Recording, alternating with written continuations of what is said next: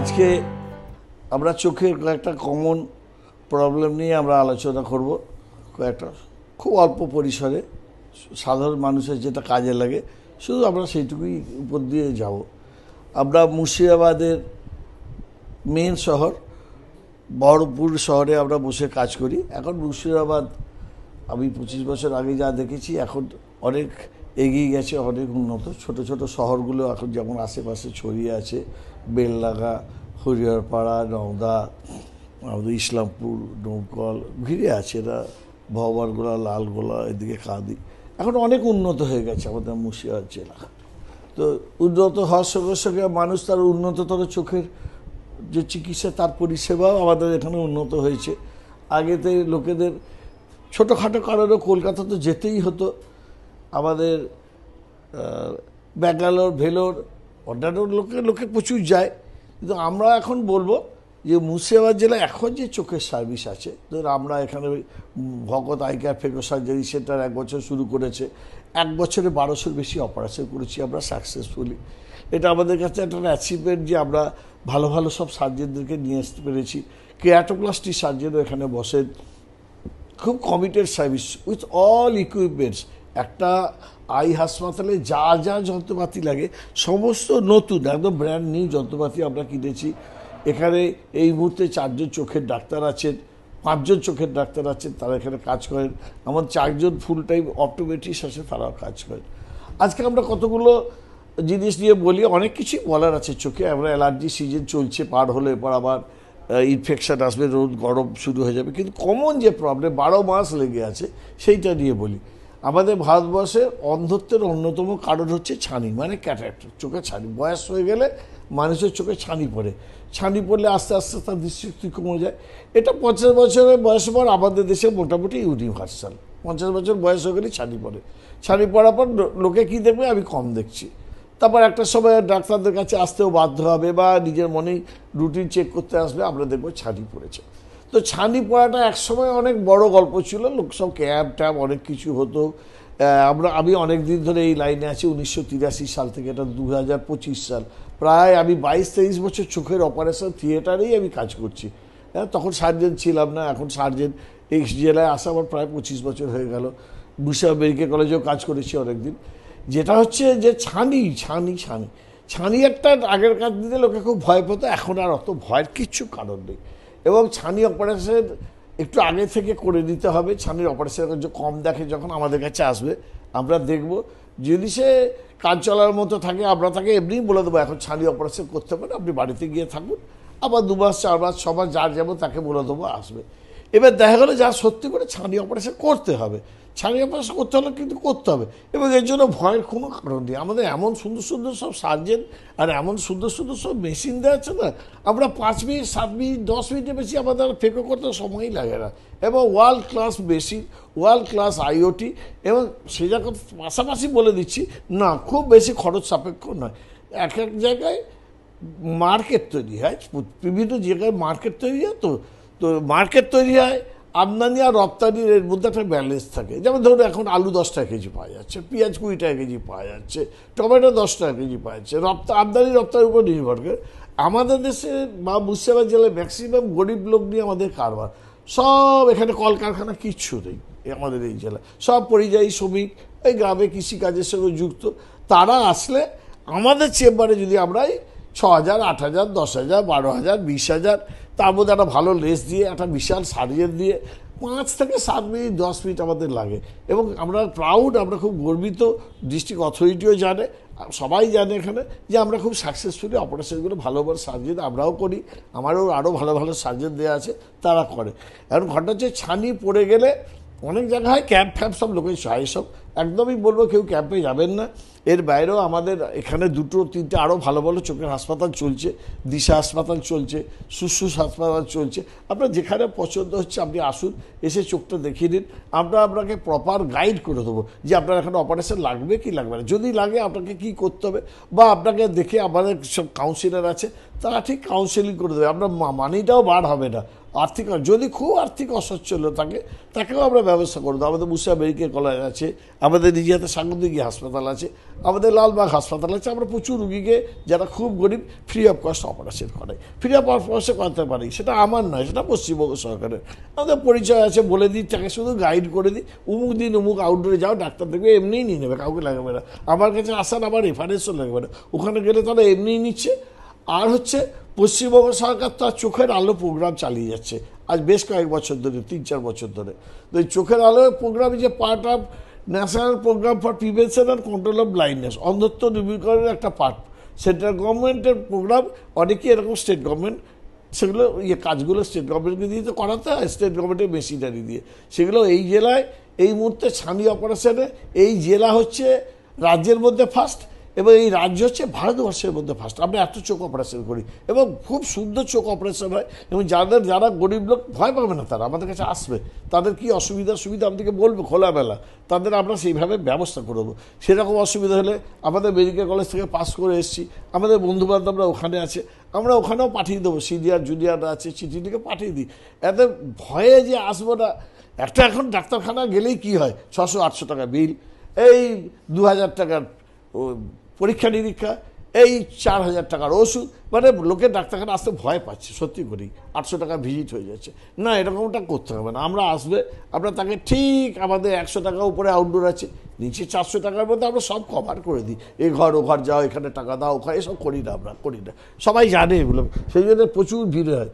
সেই জন্য আমরা বলবো যাদের ছানি হয়েছে, মনে করছে যে ছানি হচ্ছে কী করবো, ছানি ফেলে রাখবেন না। ছানি ফেলে রাখলে ছানি চোখের আলটিমেটলি বাস্ট হয়ে যাবে।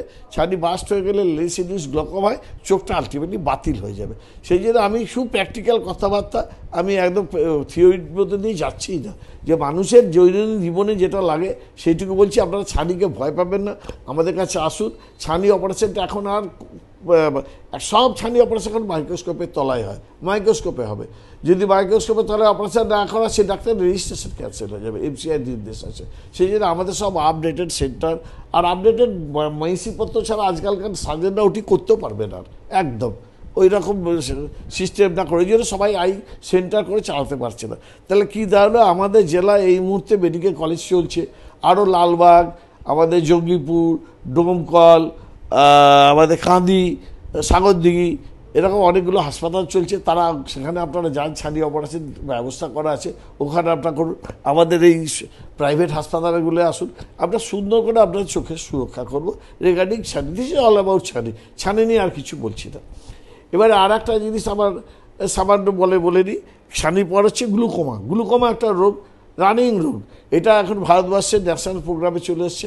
1% পপুলেশনের গ্লুকোমা আছে। গ্লুকোমাটা কী জিনিস, আমাদের শরীরে যেমন প্রেশার মাপি, বলে দিলাম 120/80 আপনার প্রেশার আছে, যার নর্মাল প্রেশার। কারো দেখা গেলো 200/100 প্রেশার আছে। প্রেশার থাকলে তার হার্ট অ্যাটাক হবে, স্ট্রোক হবে, অনেক কিছু হবে, প্রেশার থেকে বহু কিছু ঘটবে। তেমনি চোখের একটা নিজস্ব প্রেশার হয়, চোখের নিজস্ব একটা প্রেশার হয়। সেই প্রেশার যদি বেড়ে যায়, তাহলে চোখের ভেতর যে নার্ভ ফাইবারগুলো আছে, মিলিয়ন নার্ভ ফাইবার আছে এর ভেতর, সেগুলো শুকিয়ে যায়। এটা রুগী বুঝতে পারে না। যখন রুগীর একদম অনেক অ্যাডভান্স স্টেজের গ্লুকোমা হয়, তখনও বুঝতে পারে। ব্যথা যন্ত্রণা না হলে কেউ ডাক্তারখানায় আসবে না। মোটামুটি দেখতে পাচ্ছি সে আর আসছে না। এটা আমরা বলবো না। 40 বছরের পর এমনি আপনাদের চালসি হয় মানুষের, তারা এমনি চোখ চেক করতে আসে, আর ডাক্তারদের সবাই এটা ট্রেন্ড এখন। তারা দেখে নেবে, যদি গ্লুকোমা থাকে তারা নিজেরাই ডায়াগনোসিস করে বলবে যে আপনি গ্লুকোমাটা চেক আপ করুন। তা গ্লুকোমা মানুষ কী করে বুঝবে গ্লুকোমা হচ্ছে কি না, সেটা মানুষ বুঝবে কী করে? সাধারণ মানুষেরও কিছু বোঝার জায়গা আছে। যেমন কারো ফ্যামিলি হিস্ট্রি অফ গ্লুকোমা থাকে, যেমন ধরো থ্যালাসেমিয়া কারো আছে, তো তার বাড়ি থ্যালাসেমিয়া হতে পারে, সে চেক করে দেবে, এরকম ব্যাপার। কারো বাড়ি বাবার গ্লুকোমা ছিল, সে একটু গ্লুকোমাটা চেক করে নেবে। হাই মায়োপিয়া আছে কি এরকম আছে, হ্যাঁ, ফ্যামিলি হিস্ট্রি আছে, সে গ্লুকোমাটা চেক করলো। এর বাইরেও কতগুলো সিস্টেম আছে। যেমন ধরুন কারো প্রেসবায়োপিক গ্লাস, মানে 40 বছরের পরে যে চশমাটা ফ্রিকোয়েন্ট চেঞ্জ যদি হয়, তাহলে goes in favour of glaucoma. এবারে frequent change of presbyopic glass, ওইটা হলো চোখের সামনে রেনবো হ্যালো দেখছে, রামধনুর রং দেখছে, বা চোখে মাঝে মাঝেই একটা ব্যথা হয়, অসুবিধা হয়, ব্যথা হয়, সেটার ক্ষেত্রে ওগুলো গ্লুকোমা। আর একটা গ্লোকোমার দুটো ভাগ আছে, একটা chronic simple glaucoma wide angle, একটা narrow angle glaucoma. Narrow angle glaucoma সবসময় মেডিকেল এমার্জেন্সি, ও ঘরে থাকতেই পারবে না, ছুটে আসবে ডাক্তারের কাছে, ডাক্তার ডায়াগনোসিস করবে, চিকিৎসা করে দেবে, অ্যাকুট কনজেস্টিভ গ্লোকোমা। কিন্তু ন্যারো অ্যাঙ্গেল গ্লোকোমা এখন ঘরে ঘরে, প্রতি ঘরে ঘরে, মানুষ এটা সম্বন্ধে একদম অ্যাওয়ার নয়।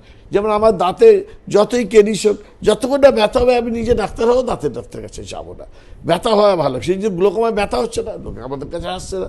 কিন্তু আমি বলবো একটু যারা অ্যাডভান্স লোক তারা দয়া করে আসুন, খুব সামান্য পরীক্ষা নিরীক্ষার মাধ্যমে আমরা বের করে বলবো, মেশিন আছে যে গ্লোকোমা সামান্য হয়েছে, এখন হয়তো তার 10 বছর বাদে গ্লোকোমার ইফেক্ট হতো, আমরা আজই বের করে ফেলবো গ্লোকোমা আছে, অথবা বলে দেবো আপনার গ্লোকোমা নেই, আপনি বাড়ি যান, নিশ্চিন্তে আপনার জীবনযাপন করুন। গ্লোকোমা থাকলে সেটা কোনো ব্যাপার না, দু একটা ওষুধের মাধ্যমে তাকে সারা জীবন আমরা রাখবো, বছরে হয়তো একবার ফলো আপ করবো, 6 মাস 9 মাস ছাড়া ছাড়া ফলো আপ করবো, করে সে গ্লোকোমার মধ্যে থাকবে। সেই জন্য গ্লোকোমা নিয়ে ভয় পাওয়ার কিছু নেই, ক্রনিক সিম্পল গ্লোকোমা এখন ঘরে ঘরে। এইটা কিন্তু সরকারের গ্লোকোমা উইক চলে গেল এই জাস্ট 1 সপ্তাহ আগে, glaucoma week, world glaucoma week, মানে সারা পৃথিবীতে এটা এখন গ্লুকোমা রোগ সাংঘাতিক আকার ধারণ করেছে। এই দুটো গেল ক্যাটারাক্ট গ্লোকোমা, আমি আগেই বলেছি, অল্পের উপর দিয়ে বলছি। আর একটা কমন জিনিস চলছে এখন ঘরে ঘরে, দেখুন প্রেশার আর সুগার।